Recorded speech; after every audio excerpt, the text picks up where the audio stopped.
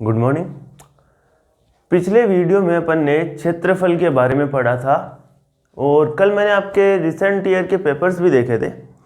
तो उन पेपर्स में अधिकतर जो क्वेश्चन है वो वर्ग और आयत से संबंधित आए हुए हैं। यानी अभी सिलेबस के अकॉर्डिंग अगर अपन बात करें तो सिलेबस में वृत्त का कहीं पे भी कोई भी डिस्कशन नहीं हो रखा है कि भाई वृत्त का कुछ आएगा। तो मुख्यतः रेखा है, कोण है और आयत और वर्ग दिया हुआ है। तो इन्हीं दोनों से रिलेटेड क्वेश्चंस अपन अब करते हैं। तो आज मैं आपको एक तो कोण के प्रकार बता देता हूं कि कोण कितने प्रकार के होते हैं, क्या कोण है। तो देखिए, सबसे पहले अपन बात करते हैं रेखा कि रेखा क्या होती है और किरण क्या होती है, इन दोनों की बात करते हैं। तो रेखा के अंदर दो बिंदुओं के बीच की जो निश्चित दूरी होती है वो अपनी होती है रेखा। ये दो बिंदु है, इनके बीच की निश्चित दूरी अगर अपन देखें तो इसे अपन रेखा कहेंगे। लेकिन किरण क्या होती है? किरण होती है एक बिंदु से शुरू होकर अनंत की ओर अग्रसर। एक बिंदु से शुरू होकर अनंत की ओर अग्रसर अगर कोई रेखा है तो उसे अपन किरण कहेंगे। किरण की कोई लंबाई नहीं होती, रेखा की लंबाई होती है। मुख्यतः दोनों में इतना अंतर है। इसके बाद कोण होता है कि दो रेखाएं प्रतिच्छेद अगर करें, दो रेखाएं किसी बिंदु पर आकर मिली, इन दोनों के मध्य की ये वाली जो दूरी है और इसे डिग्री या रेडियन में मापना कोण कहलाता है। जैसे कि अगर मैं यहां से यहां तक नापूंगा तो लगभग 45 डिग्री अगर आता है तो इन दोनों के मध्य कोण हो गया। अब जो कोण है इसके कुछ प्रकार भी है। प्रकार की अगर अपन बात करें तो सबसे पहला जो आता है, आपको भी पता होगा, सबसे पहला आता है न्यून कोण। अब ये न्यून कोण क्या होता है? ऐसा कोण जो 0 से 90 डिग्री के मध्य हो, यानी कि 90 डिग्री से छोटा अगर है तो वो अपना न्यून कोण है। इसके बाद न्यून कोण से आता है दूसरा समकोण। समकोण क्या होता है? वह कोण जो 90 डिग्री का हो, समकोण कहलाता है। पूरा 90 डिग्री का हो तो वह समकोण कहलाता है। तीसरा अगर अपन देखें तो वो होता है अधिक कोण। अब अधिक कोण क्या होता है? अधिक कोण वह कोण है जो 90 डिग्री से तो बड़ा और 180 डिग्री से छोटा हो। 180 से छोटा हो और 90 से बड़ा हो, उसे अपन अधिक कोण कहेंगे। अधिक कोण के बाद फिर आता है सरल कोण या ऋजु कोण। सरल कोण, ऋजु कोण, ये क्या होता है? वह कोण जो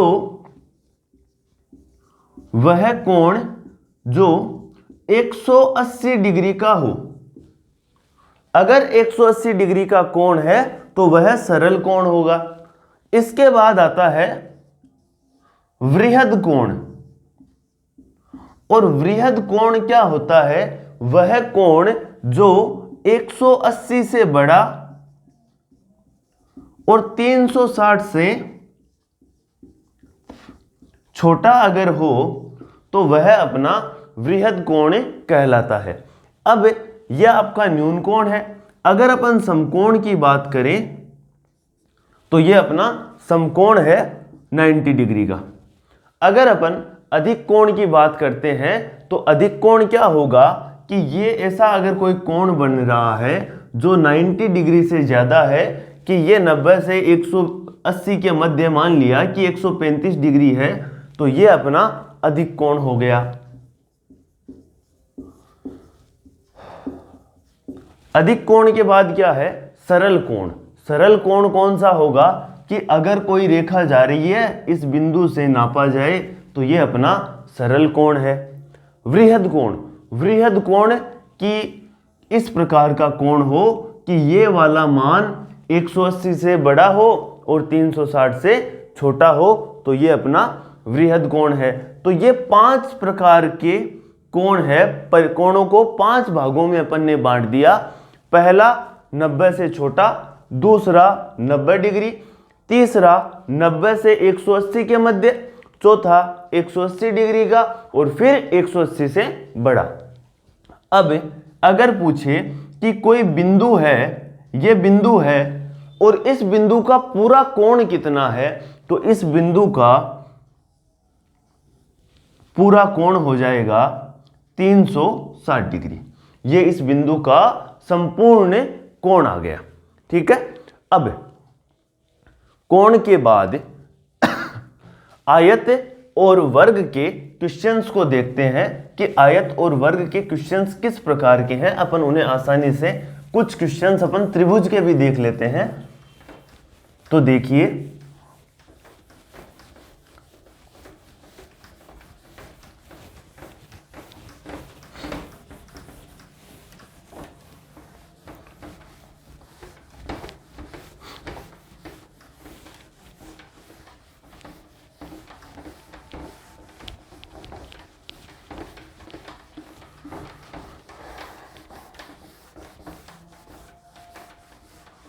तो आपको सबसे पहले एक समकोण त्रिभुज के बारे में एक छोटी सी जानकारी दे देता हूं कि जो अपना समकोण त्रिभुज है उसमें क्या होता है। समकोण त्रिभुज के अंदर पाइथागोरस प्रमेय लगती है। पाइथागोरस प्रमेय। पाइथागोरस प्रमेय क्या होती है कि कर्ण का स्क्वायर बराबर होता है आधार स्क्वायर प्लस लंब स्क्वायर। ये अपनी पाइथागोरस प्रमेय है। अब अगर अपने पास एक समकोण त्रिभुज है, ये समकोण त्रिभुज है। अब इस समकोण त्रिभुज में ये भुजा 3 है, ये 4 है और ये 5 है। आप अगर जांच करना चाहें, जांच अगर अपन करते हैं तो 3 का स्क्वायर हुआ 9, 4 का स्क्वायर हुआ 16, यानी दोनों को ऐड किया तो कितना आया? 25। इसी प्रकार अगर अपन कर्ण का भी स्क्वायर करते हैं, 5 का स्क्वायर भी कितना हो गया? 25। तो 25 बराबर 25 आया। तो ये अपने पास एक पेयर बन गया 3, 4 और 5 का कि लंब आधार इनमें से कुछ भी हो तो कर्ण का मान यही होगा, या फिर कर्ण और एक भुजा दी हुई है तो दूसरी भुजा यही आएगी। तो देखिए, पहला हो गया 3, 4 और 5। अब इसके जितने भी गुणज है उनमें भी पाइथागोरस प्रमेय लगेगी। किस प्रकार कि अगर अपन इन सबको 2 से गुणा करें, 2 से गुणा किया तो 6, 8 और 10। ठीक है। अगर अपन इनको 3 से गुणा करें तो 9, 12 और 15। यह भी पाइथागोरस का एक पेयर है। अगर अपन इनको 4 से गुणा करें तो 12, 16 और 20। यह भी पाइथागोरस का प्रमेय है। 5 से किया 15, 5 चौके 20 और 25। यह भी पाइथागोरस का एक पेयर है। जांच कर सकते हैं कि 15 का स्क्वायर होता है 225 प्लस 20 का स्क्वायर कितना हुआ? 400। दोनों को ऐड किया तो 625 और 25 का स्क्वायर कितना है? 625। तो ये पेयर्स है कुछ जिनको आप डायरेक्टली याद रख सकते हैं। इसके बाद दूसरा पेयर आता है 7, 12 और 13 का। 7 का स्क्वायर 49, 12 का 144, ये तो नहीं, 7, 24 और 25, 7, 24 और 25। 7, 24 और 25 को देखें तो 24 का स्क्वायर हो गया 576 और दोनों को जोड़ दिया 625 और इसका भी 625। तो दूसरा पेयर ये हो गया 7, 24 और 25। इनको भी आप डबल करके चेक कर सकते हैं कि 14, 48 और 50 ये भी एक पेयर होता है। इसके बाद आता है आपका 5, 12 और 13। 5 का अगर अपन देखें तो 5 का 25, 12 का 144, दोनों को ऐड किया तो 169। 13 का स्क्वायर आया तो तीसरा पेयर कौन सा बन गया? 5, 12 और 13। इस प्रकार कुछ पेयर्स है, इसका अगर डबल करेंगे तो 10, 24 और 26, तो ये भी एक पेयर है। अब ये जो पेयर्स आपके पास है इनसे आप डायरेक्ट किसी त्रिभुज में काम में ले सकते हैं कि आपको कह दिया कि एक समकोण त्रिभुज है, उसका कर्ण 10 है, कर्ण का मान 10 है और उसका क्षेत्रफल बताइए। अब अगर आपके दिमाग में उस समय यह बात क्लिक कर गई कि भाई कर्ण अगर 10 है तो भुजाएं क्या होगी? 6 और 8, और अपन समकोण त्रिभुज का क्षेत्रफल बता देंगे कि 1/2 आधार गुणा ऊंचाई और क्षेत्रफल आ गया 24। तो इस प्रकार अपन इन क्वेश्चंस को आसानी से कर सकते हैं। अब अपन आगे देखते हैं।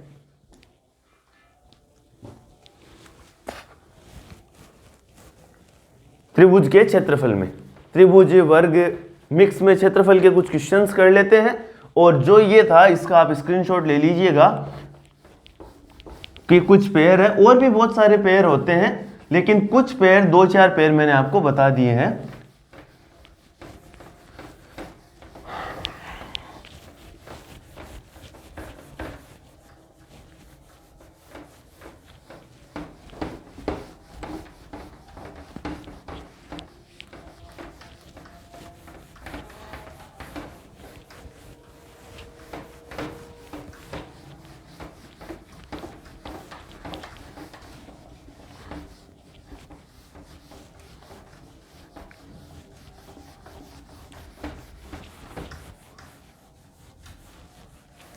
अब अगला क्वेश्चन देखते हैं।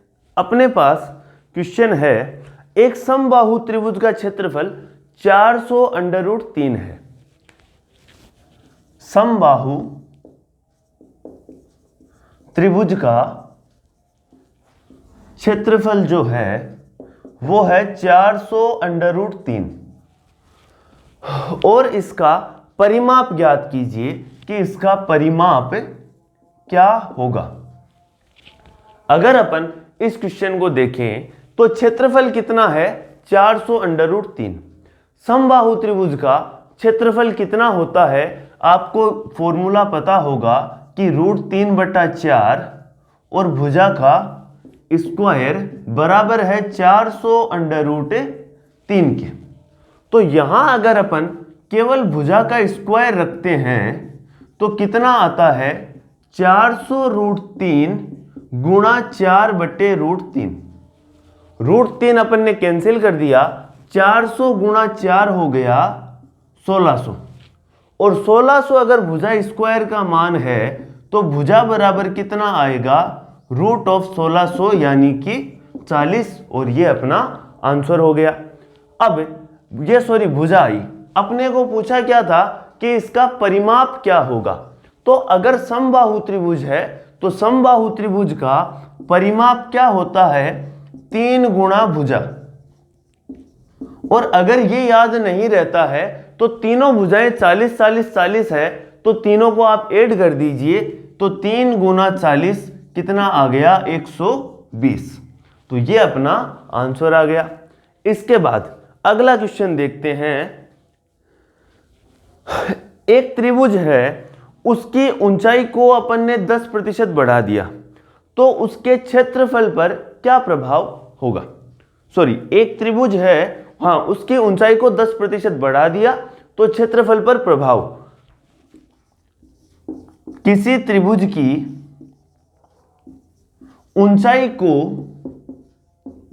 10% बढ़ाया तो क्षेत्रफल पर क्या प्रभाव होगा? ये अपने को क्वेश्चन में पूछा है। किसी त्रिभुज की ऊंचाई को 10% अगर अपन बढ़ा देते हैं तो अपने पास मान लीजिए त्रिभुज का क्षेत्रफल क्या होता है, 1/2 गुणा आधार गुणा ऊंचाई। अपन मान के चलते हैं कि समकोण त्रिभुज था या कैसा भी था, ऊंचाई की बात हो रही है तो आधार भी 100 है, सॉरी आधार गुणा ऊंचाई लिया। आपके पास अभी के लिए 1/2 है और ये 100 है और ये भी कितना है, 100 है। ठीक है, अब आपने क्या किया, ऊंचाई को 10% बढ़ाया। आधार को तो आपने परिवर्तित नहीं किया ना, आधार तो आपका 100 का 100 ही है। ऊंचाई को आपने कितना किया है, 10 बढ़ाया यानी 110। दोनों में कॉमन चीज क्या है जो फॉर्मूले में है कि 1/2। इसको आप एक बार इग्नोर कर दीजिए कि आपके पास यहां तो था 100 और 100, 100 और 100 का गुणा कितना हुआ, 10,000।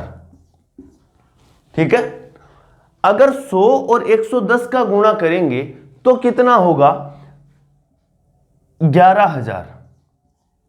ये हुआ। अब देखिए 100 गुणा 100 था, 100 गुणा 110 11,000 आया। प्रतिशत किस पर निकलता है, 100 पर निकलता है। प्रतिशत अगर 100 पर निकलता है तो अगर मैं इसको 100 मान लेता ऐसा कि ये भाई ऊपर वाला 100 है, आगे वाला 0.00 है, तो पहले 100 था, अब कितना हो गया, 110 हो गया। तो क्षेत्रफल कितना बढ़ गया, 10%। सिंपल सी बात है, जो चीज कॉमन हो उसको आप इग्नोर कर दीजिए फॉर्मूले में। बाकी दो जो भुजाएं हैं उनको 100 मान लीजिए। 100 मानने के बाद या फिर ऐसा कर ले कि उनको 10 मान लिया, ये लो, उनको अगर अपन 10 माने तो 10 गुणा 10 कितना हो गया, 100। आपने आधार में कोई परिवर्तन नहीं किया, यानी आधार कितना है, 10 ही है, लेकिन ऊंचाई को 10% बढ़ाया। 10 का 10% हुआ 1, यानी कितनी हो गई ऊंचाई, 11 हो गई। इनको गुणा किया, 110 आया, और 110 अगर आया तो कितनी वृद्धि हो रही है, 10 की हो रही है, तो 10% हो गया। बस ये करना है। अगला क्वेश्चन देखते हैं अब।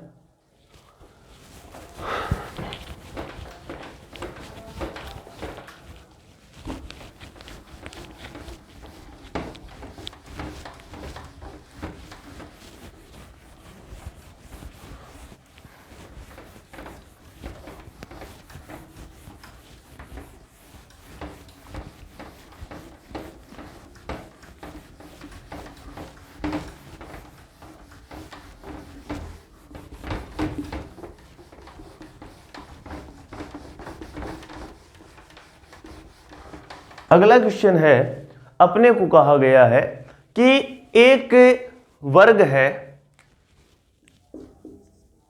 वर्ग की भुजा को 20% बढ़ाया तो क्षेत्रफल पर क्या प्रभाव होगा, यह अपने को क्वेश्चन में कहा है। अब देखिए, वर्ग का क्षेत्रफल होता है भुजा का स्क्वायर, यानी भुजा इंटू भुजा। आपको पता नहीं थी कि भुजा कितनी है, और जब ऐसा पता ना हो तो अपन क्या करते हैं, दोनों को आप 10 ले लीजिए, 100 आ गया। कितना परसेंट बढ़ा रहे हैं, 20%। तो 10 का 20% 0,000 कितना आया, 2 आया। आपने भुजा को 2 से बढ़ा दिया तो अब आपकी भुजा कितनी हो गई, 12 गुणा 12, 144। कितना इंक्रीमेंट हो रहा है, 44 का हो रहा है, तो आंसर हो गया 44%। अगर आयत में ऐसा क्वेश्चन आता कि अपने को कहा जाए एक आयत की लंबाई 20% बढ़ाई तथा चौड़ाई को 10% कम किया तो क्षेत्रफल पर क्या प्रभाव होगा। क्षेत्रफल पर प्रभाव ज्ञात कीजिए कि क्षेत्रफल पर कितना प्रभाव होगा। तो इसमें अपन क्या कर सकते हैं कि आयत का जो क्षेत्रफल होता है वो अपने को पता है कि लंबाई गुणा चौड़ाई होता है।